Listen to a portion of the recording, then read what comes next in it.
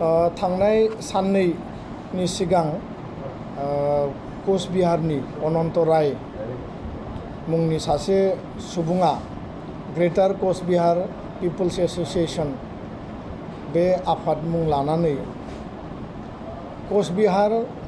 रायजो आरो union territory गोदानै दाफामफिननांगौ आरो बेखौ भारत सरकारा बा नखर बिफाना दानो थाखाय बिथांमोननो खोथा होदों। बेबायदि मोनसे स्टेटमेन्ट मिडियानि गेजेरजों बिथाङा फोसावदों आरो बे फोसावनायखौ बिथा खालामनानै दाख्लैनिफ्रायनो आरो मैया आरो दिनैसिमबो आसामनि गुबुन गुबुन टिभि चेनेलाव आरो पेपाराव जोङो नुनो मोन्दों। आरो बिथांनि जि दाबि बे बिथाङा बुंदों जे कचबिहारनि माखासे जिल्ला आरो लोगोसे आसामनि बा सोनाब आसाम आरो आथिखालनि माने बिटिसि आरो बिटिआर आथिखालनि बिटिआर बे द'थि फारिलाइनि 6 सिडिउलनि बे क'क्राझार आरो चिरां जोंनि बे जिल्लाफोरखौ दाजाबफानानै आसामनि मोननैसो जिल्लाफोरखौ लाफानानै गोदान इउनियन टेरिटरि नङाबा गोदान रायजो दानायनि बाथ्रा बिथाङा माने बाथ्राखौ फोसावदों आरो बेखौ लानानै आसाम आरो बेंगलाव माखासे थासारि सोमजिनाय माखासे एक्सन रिएक्शनखौ जों नुनो मोन्दों। आरो बे अनंत रायनि जि स्टेटमेन्ट आरो बेयाव क'क्राझार आरो चिरां बिटिआरनि 6 सिडिउल काउन्सिलनि मोननै जिल्लाखौ दाजाबनानै कचबिहार दानायनि जि माने बाथ्रा बेखौ दिनैनि प्रेस माने मिटनि गेजेरजों दुलाराय बर' फरायसा आफादा जोङो स्ट्रंलि जों बेखौ अपोज खालामो आरो बेखौ जोङो सोंखारिदों। बे जि बाथ्रा बे माने मोनसे इमप्रेक्टिकेल आरो जुक्ति गैयै इलजिकेल आरो बेखौ लानानै दिनैनि मिडियानि गेजेरजों भारत सरकार आरो आसाम सरकारखौ जों खावलायो जे बे बाथ्रानि सायाव भारत सरकार आसाम सरकारा जोंनो क्लियार खालामनानै होनांगौ। आरो CGPAनि जाय गावखौनो मुरब्बी होननानै बुंदों सेल्फ स्टाइल अनंत राय बिथाङा जाहाथे उनाव बड'लेण्डनि बे चिरां आरो क'क्राझार बा जिखि जिल्लायानो जाया मानो कुनु कारनाव जाहाथे मुं लाफिना आरो बेखौ जोङो मालाबाबो माने सहसै लायाखै। आरो बाथ्राया जाहैबाय जे 1 सेन्टिमिटार हा जोंनि जायगानिफ्राय जोङो गुबुननो हगारनायाव गैया आरो कुनु कारनाव 35 बोसोर 35 बोसोर आलादा रायजो बड'लेण्डनि दाबिनायनि गेजेरजों सोमावसारनायनि गेजेरजों रायजो राजानि आन्दलननि गेजेरजों मुंख्लं जोंनि गेजेराव 5000 जालांबाय। एबसुनि आन्दलन BLTनि आन्दलन NDFBनि आन्दलन हाथियार लानानै सोमावसारनाय जालांबाय आरो दिनै मोनसे गोजोन गोरोबथा जानायनि उनाव जोंनि ओनसोला दिनै शान्ति परिबेश फैबाय आरो जोङो सुक्ति बायदियै बिटिआर गोरोबथायाव जिखिनि दफा मोनदों बे दफाखौ मावफुंनायनि थाखाय हाबाफारिया सोलिगासिनो दङ आरो बे मोनथायखौ लानानै थांना थानायनि जों सिमां नुदों आरो जौगानायनि सिमां नुदों। गोजोन आरो जोंनि अधिकारनि बाथ्रा आरो जौगानायनि बाथ्रा बेयाव माने नांजाबफानानै दङ। दा बेबायदि समाव अनंत राय बिथाङा जि बाथ्राफोरखौ बुंनानै जोंनि गेजेराव मोनसे दावराव दावसि जोंनि गेजेराव मोनसे असान्थि जोंनि गेजेराव मोनसे संघात कनफ्लिक्ट लाबोनो नागिरदों बिनि गुबै दायनिगिरिया अनंत राय बिथाङानो। बिथाङा कचबिहारखौ लानानै मा सिन्था खालामदों भारत सरकारजों मा बुजाबुजि जादों भारत सरकारजोंनियाव मा दाबिदों आरो सरकारा प्रेक्टिकेलि बिथांनो मा बाथ्रा बुंदों जोङो दाबो सरकारनि बा हम डिपार्टमेन्टनि भारत सरकारनि स्टेटमेन्ट जों नुवाखै। बे बिथांनि दाबिखौसो बिथाङा बुंदों खिन्थु बे दाबियावनो बिथाङा चिरां आरो क'क्राझार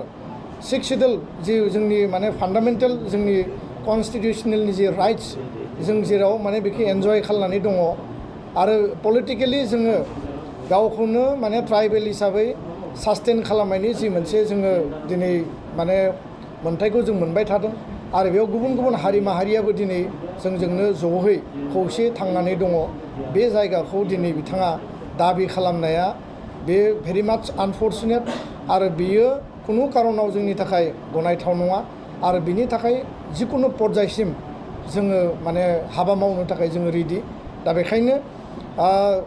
बर' माहारिया गोलाव सम आन्दलन खालामबाय 35 बोसोरनि आन्दलननि गेजेरावनो जों नुबाय 2000 सनाव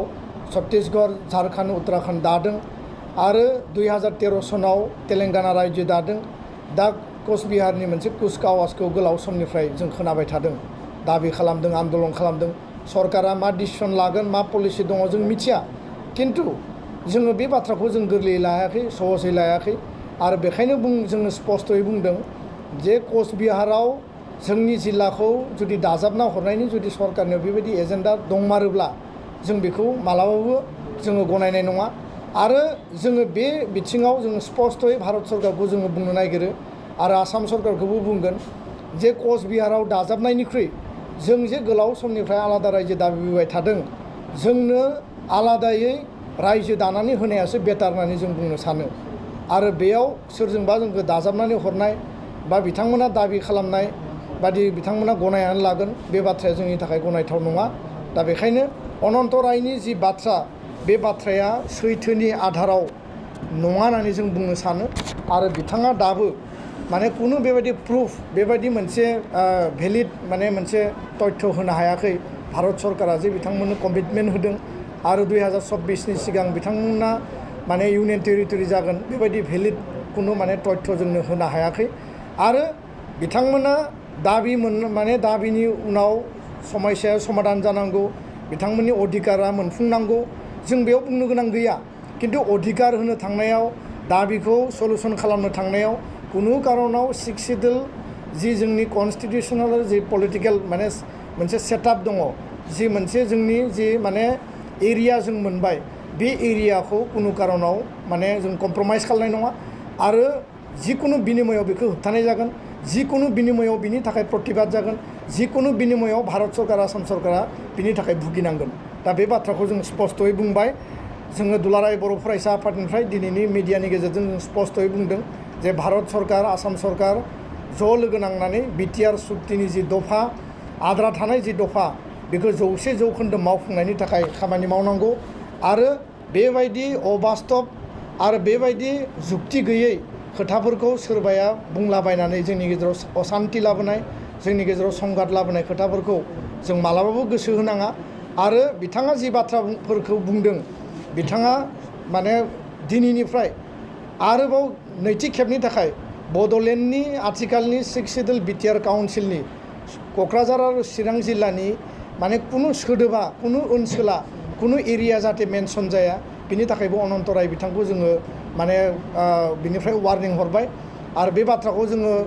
आसामनि गुबुन गुबुन माने असमिया जिखिनि चेनेल दङ बेयावबो जोङो स्पष्टयै बुंदों जोङो हिन्दी मिडियायाव बुंनांगौबा बेयावबो बुंगोन आरो दिनै बर' मिडियानि गेजेरजोंबो जों बुंबाय दा बेखायनो दुलाराय बर' फरायसा आफादा सान्तिनि आधाराव जोंनि अधिकारफोरखौ मोनफुंनायनि थाखाय सिमा बारायनांगौनि थाखाय गासैबो जिखिनि दफायाव लिरनाय बेखौ आखरे आखरे मावफुंनायनि थाखाय हाबा मावबाय थादों आरो जोङो बिनि गेजेरजों जौगानांगोन आरो टुडे अर टुमरो जोङो जौगानायनि गेजेरजों गासै जोंनि अधिकारफोरखौ मोनफुंनायनि थाखाय हाबा मावलांनांगोन दा बेखाय बे बाथ्राफोरखौ लानानै जिखिनि दायो मोनसे मिडियायाव माने एक्सन रिएक्सन आरो मिडियायाव जिखिनि ओंखारबाय थादों बिनि सायाव अनन्त रायखौ जोङो वार्निं हरबाय भारत सरकार आसाम सरकारनिफ्राय जों क्लियारिफिकेसन बिबाय आरो गासै बर' रायजो राजाखौबो आङो खावलायदों जे बेखौ लानानै बारा जोंनि गेजेराव माने बेबायदि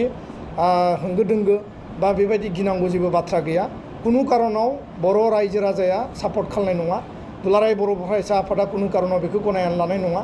आरो बिनि थाखाय जिकुनु बिनिमयाव जिकुनु लेभेलाव होबथानायनि आरो जोंनि अधिकारखौ माने इन्टेक्ट लाखिनायनि थाखाय संग्रामा एट एनि ममेन्ट जाफिननो हायो आरो बेखौनो जोङो सरकारनिफ्राय जोङो दाबि खालामबाय गोजोन्थों।